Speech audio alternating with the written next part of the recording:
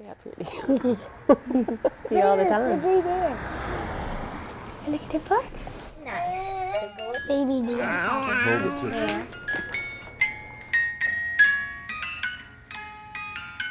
She's perfect, sweet little girl.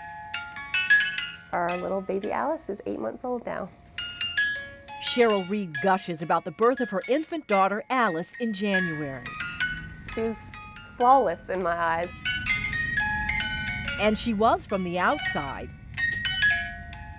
But the Reeds would soon learn their new baby wasn't flawless on the inside. In fact, within a few weeks, Cheryl says she began to notice something was wrong with her newborn. Probably about a month in, I started noticing her forehead looked a little different. She loves to twirl her feet around in circles. She always does that. Cheryl says she initially thought it was from the birthing process and convinced herself not to worry. But soon she would learn the heartbreaking truth. At her 4-month checkup is when her doctor brought it up to my attention. Alice's pediatrician noticed one of her eyes was droopy and her forehead was not symmetrical. A few weeks later, the diagnosis from a neurosurgeon that would change their lives. She had left coronal craniosynostosis, which her left side of her forehead, her skull, was held back and her right side was growing outwards. Here's what was causing it. The openings in a baby's skull that allow the brain to grow had closed too soon. As her brain grew, Alice's skull began protruding, which would eventually disfigure her tiny features and possibly lead to developmental problems. We were just completely shocked. That shock was followed by panic. Though she was just 4 months old, local doctors considered Alice too old for the less invasive treatment. They said she would need major reconstructive surgery. Terrified, yes, absolutely. I mean, I was a mess. And I kind of got mad. I was like, how can I not have this smaller surgery? She missed it by a month. There has to be somebody that can still do it. Cheryl spent hours on the internet searching for a doctor who would do the smaller surgery. I started writing a lot and getting my thoughts out. She even started a blog about Alice's journey. And I just was determined to find a doctor, and I didn't care where I had to go. She wouldn't have to go far. Doctors in Texas and Boston offered to perform the surgery, but then their insurance company approved a doctor much closer in Washington, D.C. He performed Alice's surgery July 12th. He opened up a strip of bone from here all the way down to her ear, which basically just opened the skull back up how it's supposed to be. Cheryl says the surgery was a success. This was her first helmet, and I decorated with butterflies in the Alice in Cranioland. Alice, now 8 months old, must wear this little helmet for the next year and a half to shape her head. Go for a ride? And there's a good chance she won't have to undergo any additional surgeries. Her birth defect is rare, about 1 in 2,000 births. The majority of babies are born healthy. Pediatrician Dr. Sean McKenna says 99% of the children they see are fine. It's diagnosing that 1% that have something wrong that's critical. The clock is always running in pediatrics, where the longer you wait in children, the further down the road they are with any given disease. Alice.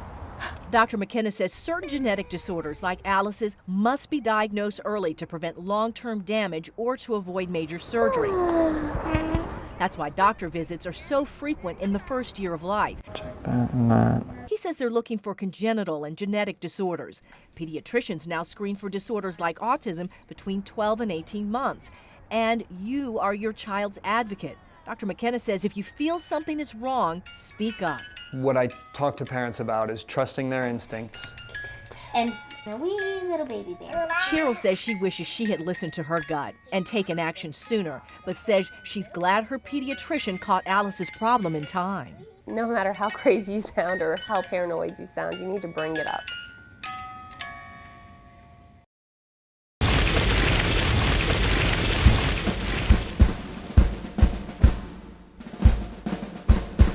They were known as fierce fighters.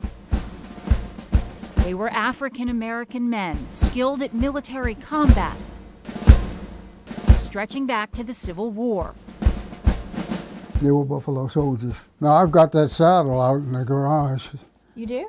Yeah. And today, very few are still alive to tell their story. This is a harness, and you have to have that to wear your saber. There we go. It brings up memories. It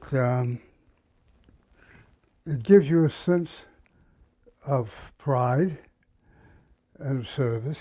Just putting on his wool uniform can trigger a sacred time past for 88-year-old John Nichols of Chesterfield. A soldier's a soldier. He spent a career in the U.S. Army, and he is a living Buffalo Soldier. I will always find a way to fight. You never give up. Nichols is now fighting against the same military he once fought for. This is what I'm looking for.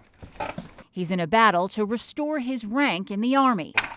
This is the way I look. Nichols says he was demoted from an E7 Master Sergeant to an E1 Private just before entering World War II. I respectfully request that these wrongs be righted and that I be restored to the highest rank held, E7. The demotion was not for anything that Nichols did. It was instead due to the color of his skin. White troops were not willing to accept orders from African-American men in positions of authority. VCU history professor Greg Smithers says racial demotions were very much a reality back then. Black soldiers were often trained in remote areas to remain unseen and told to dismount from their horses when in the presence of white citizens. They were not only fighting for the United States, but they were fighting for their race. Nichols says he was told that if he wanted to go to war, he'd have to surrender his stripes. If you had a rank, you couldn't go. You had to give your rank up if you wanted to go fight. I said, is that what I have to do? He said, yeah. I ripped them off. There you go. Send me. So he was sent and fought among fellow Buffalo soldiers in Italy. They saw some terrible fighting, and they fought bravely and gallantly during that combat. He's a 10th Cavalry. Nichols says he often flashes back to the gunfire, the trenches, the bloodshed. It's not something you want to live with, but it was part of the job. In 1948, President Harry Truman desegregated the military, dissolving the existence of the African American Coalition of Buffalo Soldiers. Nichols wouldn't leave the military until much later in 1964. By that time, he'd been promoted back up the ranks to an E6, one rank short of where he had been before the demotion. For many years, I've attempted through many avenues to have my rank rightfully restored. Nichols has written letters to senators, to the Army, to colonels who served beside him, even the President of the United States, about his rank. Several have taken on his cause, but unfortunately Nichols doesn't have paperwork to prove his case, and neither does the military. And I said, well, you're not getting away with this. I said, I worked hard for my stripes. A fire in 1973 in St. Louis destroyed millions of military files. That was cited as a possible explanation for the lack of documentation. But Nichols is convinced he knows the truth, and he'll find a way to prove it. He says it's not about money or prestige. It's about honor. I'm right, and I'm going to, right should prevail. And I'm going to, as long as I'm alive, I'll be fighting this fight until I win it.